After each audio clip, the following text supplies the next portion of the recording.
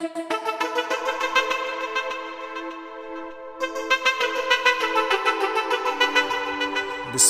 রহমানির রহিম। সম্মানিত সুধী মণ্ডলী, আসসালামু আলাইকুম। আমি মোহাম্মদ মাহবুব আলম। আমি কানের চিকিৎসা করি।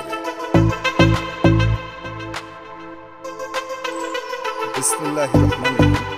সম্মানিত সুধী মণ্ডলী, আসসালামু আলাইকুম। আমি মোহাম্মদ মাহবুব আলম। আমি কানের চিকিৎসা করি। কানের